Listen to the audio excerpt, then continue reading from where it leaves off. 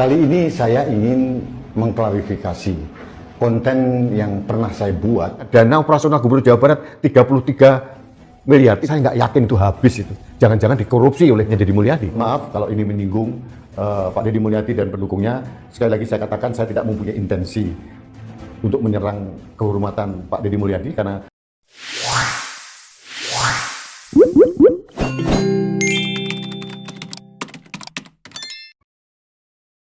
Rusdi Kamri yang terlanjur menyatakan bahwa dana yang ada di Jawa Barat ini bisa saja dikorupsi oleh anak buah Kang Deddy Mulyadi, kini minta maaf.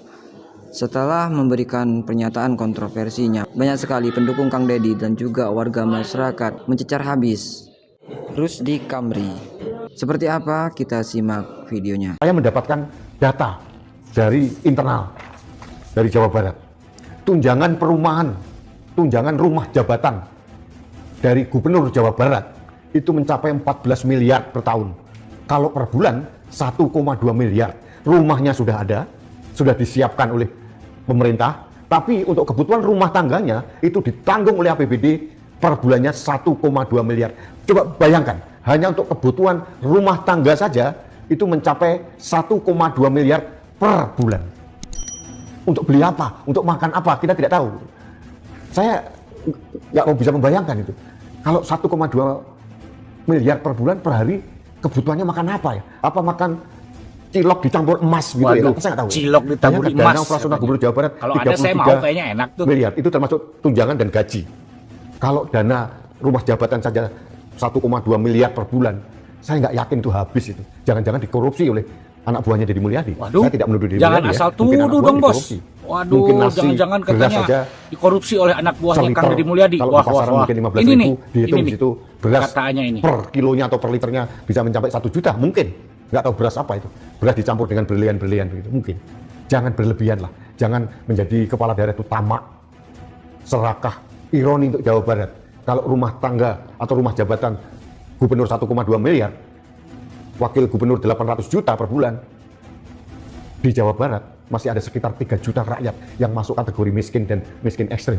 Ironi ada, sangat ironis. Sahabat Indonesia, disclaimer, saya tidak ingin memprovokasi rakyat untuk bergerak, tidak. Assalamualaikum warahmatullahi wabarakatuh. Sampurasun wargi Waalaikumsalam warahmatullahi wabarakatuh. Anggaran rumah Sampurasun. jabatan sebesar 14 miliar perlu disampaikan Nah, ini bahwa penjelasan di anggaran ataupun murni rincian ya terkait 2025 dana untuk operasional pemenuhan Gubernur kebutuhan Jawa rumah Barat. tangga kepala daerah dianggarkan sebesar 14 miliar 40 juta rupiah. Setelah efisiensi diantaranya penghapusan belanja pakaian dinas dan efisiensi beberapa kode rekening lainnya, sehingga anggaran berkurang menjadi 13 miliar 700 juta dan di surat usulan perubahan terbaru RK Rencana berkurang kembali di bawah 13 miliar. Penggunaan anggaran tersebut dialokasikan untuk yang pertama, gaji non-ASN teknis yang perlu kami bayarkan setiap bulannya. Kemudian makan minum tamu, belanja bibit dan bunga, belanja cendera mata tamu, belanja ATK, cetakan, alat listrik, belanja langganan listrik dan air, belanja perjalanan dinas tim dan lain sebagainya.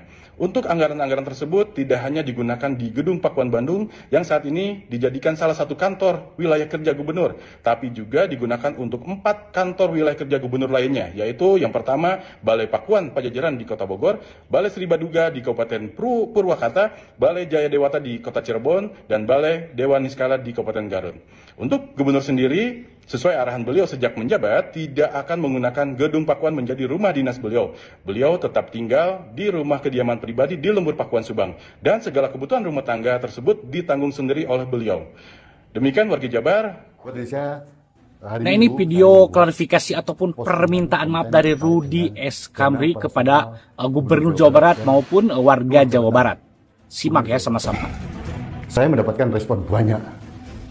Banyak juga pendukungnya Pak Deddy Mulyadi yang menyerang saya, tapi tidak ada masalah. Saya menghargai pendapat orang karena ini di era demokrasi, mereka bebas bersuara, mengekspresikan semuanya. Terima kasih hatur nuhun kepada stafnya Pak Deddy Mulyadi yang telah memberikan klarifikasi penjelasan tentang rumah jabatan yang 14 miliar itu, kata beliau diturunkan menjadi 13,7 dan diturunkan lagi menjadi 13, sekian. Saya mohon maaf kalau ini menyinggung Pak Deddy Mulyadi dan pendukungnya. Sekali lagi saya katakan saya tidak mempunyai intensi untuk menyerang kehormatan Pak Deddy Mulyadi karena saya pribadi tidak mengenal. Kita juga melihat fenomena seorang Deddy Mulyadi itu sangat unik, seorang gubernur yang sangat aktif atau bahkan proaktif Sekarang minta maaf. gubernur lain yang terjun ke masyarakat, langsung menghadapi permasalahan real di masyarakat, itu kita hargai juga. Pak Deddy Mulyadi juga mengatakan dirinya tidak marah disebut gubernur konten karena memang beliau mempunyai akun-akun YouTube yang sangat populer. Ini juga bisa membantu tugas-tugas beliau di Jawa Barat. Jadi sekali lagi saya harus klarifikasi bahwa tidak ada intensi saya untuk menyerang Pak Deddy Mulyadi maupun Jawa Barat. Nah, ini reaksi dari netizen ya terhadap Rudy Eskamri ini. Ini orang dulu penjilat Jokowi. Sekarang jadi penyerang KDM. Akhirnya kita ketahui bahwa motif-motif orang menyerang di TikTok atau di mana dari para buzzer politisi itu tujuannya sebenarnya untuk diri mereka pribadi. Mereka sebenarnya karena tidak digubris, tidak diberi jabatan, tidak apa, akhirnya menyerang sana sini. Dulu dia ini menjilat ke Jokowinya luar biasa, bareng sama Denny Siregar. Sekarang begitu dia nggak digubris sama sekali sama Jokowi, dia jadi musuh Jokowi. Sekarang zaman Prabowo, dia nggak digubris sama Prabowo, nyerang anak-anak buah Prabowo. Luar biasa orang ini. Saya tidak tahu apa, saya pikir mereka sudah kaya kok. Sudah kaya, tapi rakus pengen lebih kaya lagi. Tetapi tidak digubris, dikasih jalan untuk nambah kekayaannya, jadinya begini. Maka orang-orang seperti ini, itu orang-orang yang setiap hari itu resah gelisah karena eksistensinya tidak diakui, sehingga kebahagiaan dirinya hilang dan kegembiraannya hilang, dan dia melihat alam sekitarnya itu gelap, sehingga dia tidak melihat keindahan Indonesia ini dan beragam aneka warnanya. Oke? Kalau tidak tahu alasannya, jangan suka mengkritik, nanti kalian kena batunya. Sekarang kena batunya deh. Diserang oleh netizen Jawa Barat yang sangat brutal. Pasti nangis deh kalian. Apalagi dengan jawaban-jawaban KDM yang sangat elegan dan tegas dan luar biasa. Kalian pasti mati kutu di depan KDM. Nggak bakalan menang. Kalian harus tahu, KDM itu jadi pemimpin berangkat dari nol. Dari mulai anggota DPRD, wakil bupati, Bupati Purwakarta 2 periode, anggota DPR RI, sekarang jadi gubernur. Jadi KDM itu sudah manis, pahit, asam, garam, dunia perpolitikan, kepemimpinan. Sudah dia rasakan, sudah banyak pengalaman. Jadi sebelum mengeluarkan kebijakan, KDM itu survei dulu, lihat dulu situasi, baru mengeluarkan kebijakan. Jarang sekali kebijakan KDM yang ditarik lagi. Nggak ada kebijakannya berhasil. Contohnya barak militer, study tour, semuanya berhasil. Jadi kalian urusinlah kalian sendiri, jangan suka mengkritik orang lain. Boleh mengkritik, asal membangun, jangan menyudutkan, memojokkan, apalagi menjatuhkan. Percayalah, KDM itu orang baik, tulus, ikhlas, mencintai rakyat Jawa Barat. Seharusnya Rusdy Kamri bisa lebih bijak dalam menyatakan sesuatu agar tidak merugikan diri sendiri. Karena sejatinya Kang Deddy Mulyadi di mata warga Jawa Barat ini adalah sosok yang sangat sempurna untuk memimpin Jawa Barat. Terbukti dengan pernyataan dari Kang Deddy Mulyadi bersama Najwa Shihab. Kita simak videonya. Selamat malam, Sampurasun. Terima kasih sudah hadir. Politisi karir, pernah di DPRD, 2 kali jadi bupati, di Golkar juga pegang kekuasaan. Apa kira-kira yang akan beda nanti di Senayan dengan pengalaman karir politik yang sudah panjang? Ya, yang beda di Senayan adalah persiapan diri saya menghadapi sebuah dunia yang tidak saya alami. Yaitu dunia ruangan yang AC-nya katanya sangat dingin.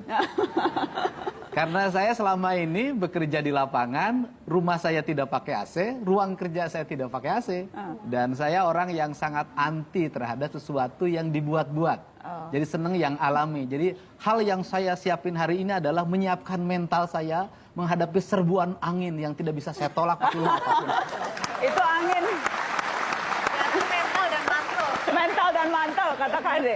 Tapi saatnya disponsorin Pak Irwan Hidayat kayaknya ini.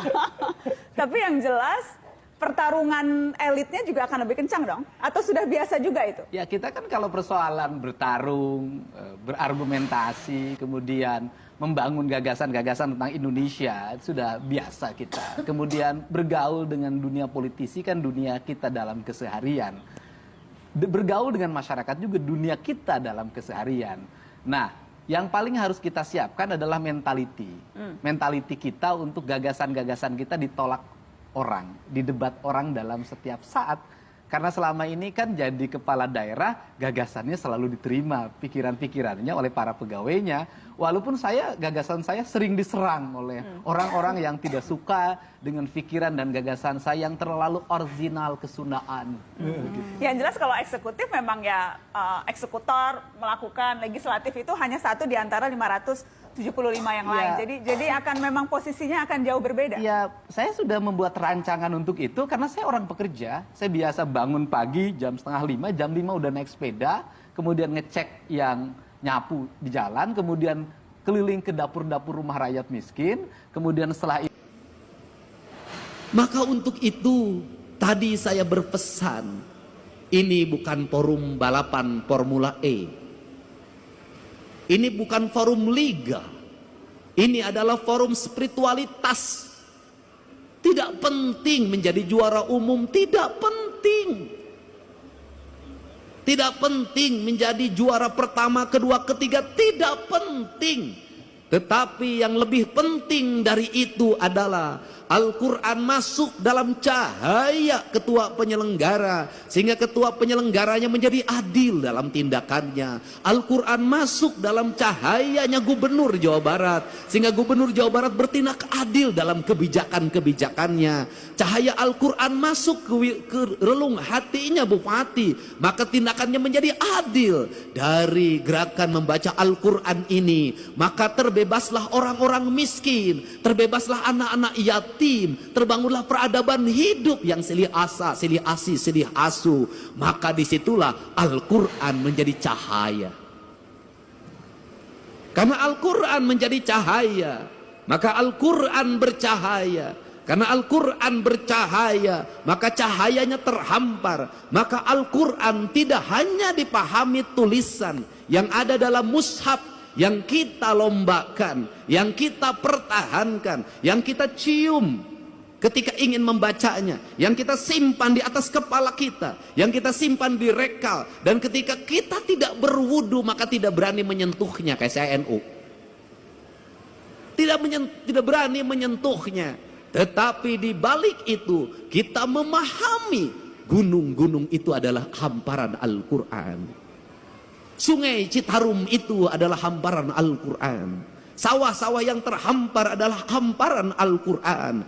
Matahari adalah hamparan Al-Quran. Bulan adalah hamparan Al-Quran. Bintang adalah hamparan Al-Quran. Seluruh yang ada, makrokosmos dan mikrokosmos adalah hamparan Al-Quran. Dan semuanya mereka bertasbih kepada Allah, yang dalam setiap waktu dia berucap Subhanallah walhamdulillah wala ilaha illallah. Kalau sudah seperti itu, maka surau-surau itu menjadi lentera penggerak. Kalau sudah seperti itu, maka kita adalah manusia yang paling bersyukur. Kenapa? Kita manusia yang paling bersyukur. Al-Quran diturunkan di Jazirah Arabia, di tanah yang tandus dan kering. Itu dibawa lewat pendekatan budaya, tanpa kekerasan, tanpa peperangan. Bercerita tentang kisah Ramayana, bercerita tentang kisah Mahabharata, bercerita tentang kisah Pandawa. Ada dalam sosok Dharma Kusuma. Maka dicanangkanlah yang disebut dengan 2 kalimat sabda. 2 kalimat sabda itu disebutnya layang damus kalimus syada, yaitu yang diletakkan pada pikiran seorang pemimpin sebagai nilai ajaran. Nilai ajaran itu melahirkan Pandawa 5, yaitu Dharma Kusuma, Bima, Arjuna, Nakula, dan Sadewa. Lahirlah gerakan politik kebudayaan para wali, mengenalkan agama Islam lewat pendekatan kebudayaan. Lahir simbol-simbol silib, sindir, sindang, siloka, sasmita. Kenapa? Karena dia berhadapan dengan masyarakat Sunda, masyarakat Nusantara yang tidak terbiasa dengan bahasa kasar. Dia terbiasa dengan bahasa simbol, bahasa makna. Karena dia terbiasa bahasa simbol, bahasa makna, maka masuk dalam ajaran, dalam pembelajaran. Quran pun disampaikan dalam pembelajaran dan ajaran. Kemudian rasa hormatnya ditinggikan. Quran diletakkan pada sebuah derajat yang sangat tinggi, diletakkan dalam lingkungan peradaban sederhana pedesaan. Lahirlah di kita. Apa keuntungan kita? Keuntungan kita lebih dari orang Arab. Keuntungan kita lebih daripada jazirah Timur Tengah. Kenapa keuntungannya? Kita mendapat dua. Satu, kita mendapat Al-Quran sebagai sebuah produk nilai ilahiyah yang memiliki nilai estetika yang sangat tinggi. Tetapi juga kita dilahirkan pada sebuah alam pasundan yang sangat indah. Ketika Quran bercerita tentang air yang jernih di surga, ketika Quran bercerita tentang hamparan gunung yang indah di surga, ketika Quran bercerita tentang buah-buahan yang nanti ada di surga, seluruh cerita-cerita itu sebenarnya adalah realita hidup yang kita dapati. Itulah Ciwidey, itulah Cipanas, itulah Pangalengan, itu realitas dunianya. Untuk itu, karena kita sudah diberi peradaban surga yang nanti akan kita sampai surga keabadian, maka pesan saya, kalau mencintai Al-Quran, rawatlah Cipanas sebagai simbol surga kesucian. Rawatlah Ciwidey, rawatlah Pangalengan, rawatlah gunung-gunung itu yang melahirkan air yang mengalir, bak sepenggal tanah yang diturunkan dari surga. Rawatlah pohon-pohon itu, karena itu adalah alam yang digambarkan oleh Allah dalam Al-Quran. Jangan terbalik. Satu sisi kita sangat memaknai Al-Quran dan menghormati Al-Quran sebagai ayat yang tertulis. Tapi di sisi lain tangan kita merusak alam. Padahal itu adalah ayat yang tidak tertulis. Jadi saya tidak mau lagi dengar ke depan. Mudah-mudahan saya akan berusaha dengar Cipanas, berubah pikirannya menjadi jelek. Dengar Ciwidey, berubah pikirannya menjadi jelek. Dengar Pangalengan, berubahlah pikiran menjadi jelek. Saya ingin ketika mendengar itu, maka denyut nadi kita berkata, ya Allah, ku dapatkan surga di tanah Sunda. Suatu saat surga itu tetap akan terjaga sampai aku bertemu denganmu di alam surga keabadian. Kemaha indah. Untuk itu saya mengucapkan terima kasih. Pada hari ini kita bersama-sama memaknai makna-makna Al-Quran, memasukkan Al-Quran dalam relung batin kita sebagai bentuk cahaya atau nur yang menuntun kita dalam indera alam bawah sadar kita. Karena indera alam bawah sadar itu pada akhirnya akan senantiasa menjadi petunjuk, dan petunjuk itu akan lahir bagi orang-orang yang menjaga rasa dan cintanya. Karena petunjuk hanya akan lahir pada orang-orang yang memiliki kelembutan hati, kedamaian jiwa, dan ketenangan relung diri. Maka peliharalah Al-Quran, simpanlah dia di relung hati kita, dalam isi denyut jantung kita, sehingga hidup kita senantiasa mendapat petunjuk. Dengan kalimat kata orang Sunda, memahami Allah dalam orang Sunda, pahamilah dari sisi Rahman dan Rahimnya saja sudah cukup. Insya Allah akan hidup tenang, tentram, dan bahagia, walaupun tetap menjadi duda. Saya ucapkan terima kasih. Mudah-mudahan pertemuan ini menjadi pertemuan kebahagiaan, kemuliaan. Dengan mengucapkan Bismillahirrahmanirrahim, musyabaqah tilawatil Quran dan hadis tingkat Provinsi Jawa Barat pada hari ini, hari Ahad, tanggal 15 Juni 2025, dengan resmi saya nyatakan dibuka.